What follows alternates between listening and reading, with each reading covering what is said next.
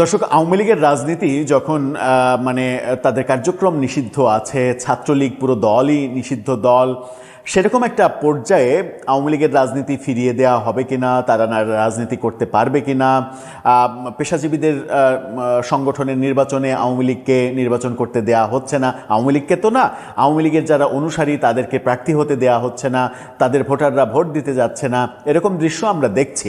এরকম দৃশ্য যখন দেখছি তখন একটা প্রশ্ন উঠেছে, সেই প্রশ্নটা খুবই গুরুত্বপূর্ণ প্রশ্ন।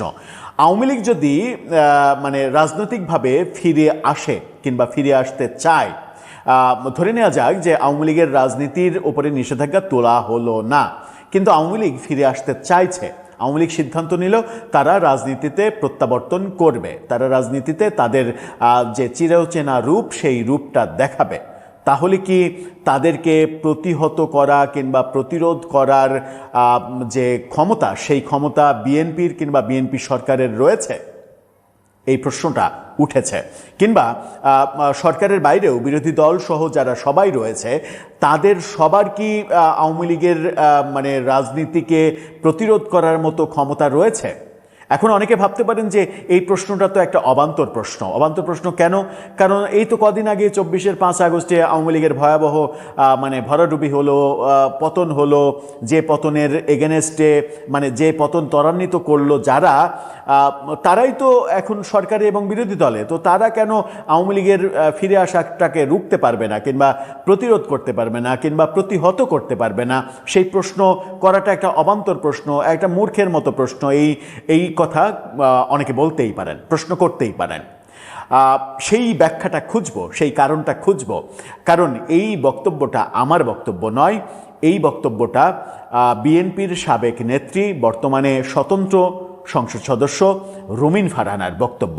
তিনি সম্প্রতি একটি টক শোতে, আমেরিকার একটি চ্যানেলের টক শোতে এরকম মন্তব্য করে রীতিমতো আকাশ পাতাল কাঁপিয়ে দিয়েছেন। চলুন রুমিন ফারহানা কি বলতে চাইছেন, কি বোঝাতে চাইলেন এই বক্তব্যের মাধ্যমে, তার মতামত কি, বাস্তবতা কি, সেগুলো একটু বুঝে দেখি। এই ভিডিওতে থাকবেন পলিটিক্স টিভির। অনেকেই বলে যে বিরোধী দল হিসেবে আওয়ামী লীগ অনেক বেশি কার্যকর, অনেক বেশি শক্তিশালী।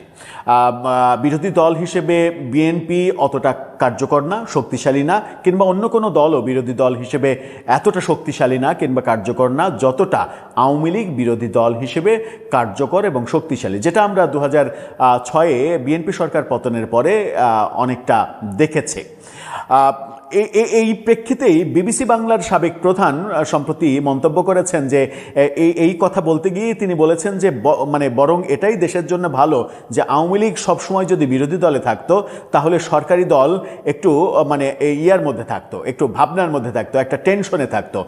সরকারি দলকে টেনশনে রাখা, সরকারি দলকে একটা বিপদের মধ্যে রাখা, সরকারি দল যেন ভুল কিছু করতে না পারে সেরকম মানে তটস্থ থাকা এবং রাখার ব্যাপারে আওয়ামী লীগ যথেষ্ট কার্যকর একটা শক্তি। সেই কারণে তিনি বলেছেন যে আওয়ামী লীগ বরং সবসময় বিরোধী দলে থাকলেই ভালো হয়। কথাটা কেন বললাম? কথাটা এই কারণেই বললাম যে আওয়ামী লীগ মানে যে দলটার বয়স প্রায় 80 বছর হতে চলল, ঐতিহ্যবাহী দল, মুক্তিযুদ্ধের নেতৃত্ব দানকারী দল, বহু লড়াই সংগ্রাম করা দল, এবং মানে আমরা দেখেছি 96-এ তারা যখন ক্ষমতায় আসলো, 21 বছর অপেক্ষার পরে কিন্তু তারা ক্ষমতায় এসেছে। এই 21 বছরে আওয়ামী লীগকে কিন্তু ভেঙে টুকরো টুকরো করা, আওয়ামী লীগকে নিশ্চিহ্ন করা, এই কাজগুলো করা যায়নি। আবার বিএনপিও অনেক বড় একটা শক্তি, তারা 17 বছর পর এবার ক্ষমতায় আসলো। আওয়ামী লীগ সম্পর্কে যে মন্তব্যটা রুমিন ফারহানা করছেন, তিনি বলছেন যে আওয়ামী লীগ যদি রাজনৈতিকভাবে মাঠে নামে, খুবই গুরুত্বপূর্ণ কথা, আওয়ামী লীগ যদি রাজনৈতিকভাবে মাঠে নামে তাহলে সেটা ঠেকানোর কোনো পলিটিক্যাল উইজডম, স্ট্রেংথ বা ক্যাপাসিটি বিএনপির নেই। খুবই গুরুত্বপূর্ণ তিনটা শব্দ তিনি ব্যবহার করেছেন। পলিটিক্যাল উইজডম নেই, পলিটিক্যাল স্ট্রেংথ নেই, পলিটিক্যাল ক্যাপাসিটি নেই। অর্থাৎ রাজনৈতিক যে ক্যাপাসিটি কিংবা শক্তি সেটা বিএনপির নেই, যেটা দিয়ে আওয়ামী লীগ যদি মাঠে ফিরতে চায় সেটাকে ঠেকানো যাবে। বিএনপিরই সাবেক ডাকসাইটে এই নেত্রী যখন এই কথা বলেন, তখন ব্যাপারটাকে গুরুত্বপূর্ণ হিসেবে ভাবতে আপনি বাধ্য। বিএনপি কতটা সক্ষম আওয়ামী লীগকে মোকাবেলা করতে পলিটিক্যালি, সেটা একটা বড় প্রশ্ন হয়ে ওঠে। আবার ওই যে বিবিসি বাংলার সাবেক প্রধানের কথা বললাম যে আওয়ামী লীগ বিরোধী দল হিসেবে বিরোধী অবস্থানে, সরকার বিরোধী অবস্থানে যখন থাকে তখন অনেক বেশি শক্তিশালী।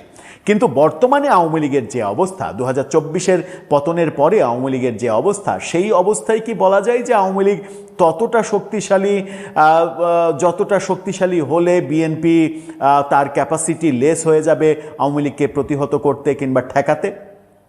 সেই প্রশ্নগুলো আসবে।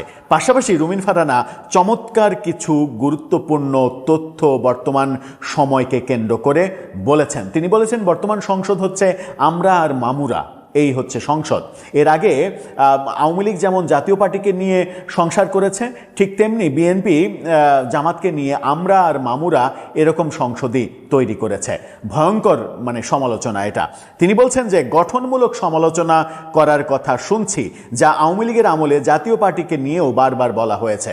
জাতীয় পার্টি সম্পর্কে বলা হয়েছে জাতীয় পার্টি গঠনমূলক বিরোধী দল হবে, তারা গঠনমূলক সমালোচনা হবে।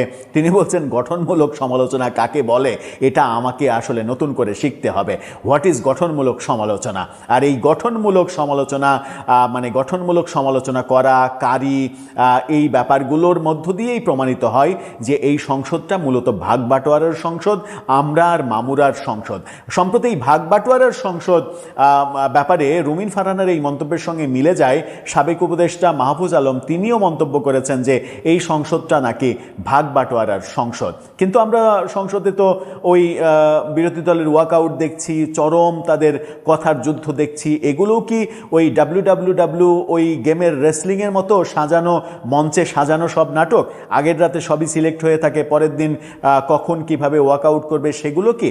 এর আগে এই আলোচনা কিন্তু আরও অনেকেই করার চেষ্টা করেছেন।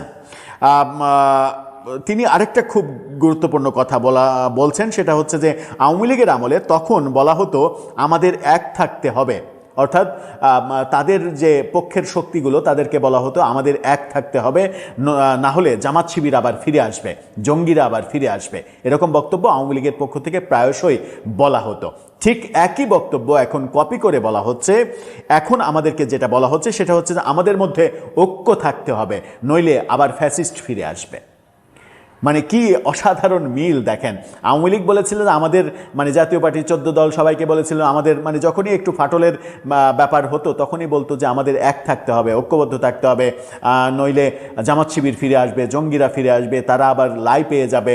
এখন বলা হচ্ছে আমাদের সবাইকে ঐক্যবদ্ধ থাকতে হবে, জুলাইয়ের পক্ষের শক্তিকে ঐক্যবদ্ধ থাকতে হবে, নতুবা ফ্যাসিস্ট আবার ফিরে আসবে, ফ্যাসিস্ট আবার মাথা চাড়া দেবে। তার একই ধারার রাজনীতি চলছে, কোনো ধরনের কোনো পরিবর্তন হয়নি। তিনি বলছেন যে একই কাসুন্দি, কোনো পরিবর্তন নেই। এবং তিনি খুবই গুরুত্বপূর্ণ একটা কথা বলেছেন, সেটা হচ্ছে যে বিএনপি এবং জামাতের যে দ্বন্দ্বটা সংসদে এবং সংসদের বাইরে দেখা যাচ্ছে সেটা মূলত আর্টিফিশিয়াল দ্বন্দ্ব। ভয়ঙ্কর কথা কিন্তু। তিনি বলছেন যে এটা আর্টিফিশিয়াল দ্বন্দ্ব, এই দ্বন্দ্বের কোনো বাস্তবতা নেই, এগুলো সবই সাজানো নাটক। অর্থাৎ ওই যে কথাটা একটু আগে বলেছি যে তিনি বলেছেন যে আমরা আর মামুরা সংসদ, এই আমরা আর মামুরা এই ব্যাপারগুলোই হচ্ছে। দর্শক, আপনিও কি তাই মনে করেন? বর্তমান সংসদে সরকারি দল এবং বিরোধী দলের যে অবস্থান, সেই অবস্থানে কি ব্যাপারটাকে কি ওই আওয়ামী লীগ, জাতীয় পার্টির, সরকারি দল, বিরোধী দল ওই রকম অবস্থায় আমরা এখনো বলতে পারি? একই ধারা কি চলছে? এবং এই ধারাতে থেকে রুমিন ফারহানা যেটা বলছেন, অনেকে যেটা বলার চেষ্টা করেন সেটা হচ্ছে যে আওয়ামী লীগ যদি সত্যিই ফেরে তাহলে 1 ঘন্টাও লাগবে না বিএনপি, জামাত, এনসিপি সহ সমস্ত দল, জামাত নেতৃত্বের 11 দল আর বিএনপির নেতৃত্বের যে কয়টা দল আছে সবাই এক প্ল্যাটফর্মে চলে আসবে, সবাই ঐক্যবদ্ধ হবে এবং সবাই জোটবদ্ধ হয়ে নির্বাচন করবে। এটা করতে, এই সিদ্ধান্ত নিতে 1 ঘন্টাও সময় লাগবে না। এই আলোচনা যারা করেন তাদের আলোচনাটাও কি তাহলে ঠিক? আপনার মন্তব্য জানিয়ে লিখতে পারেন।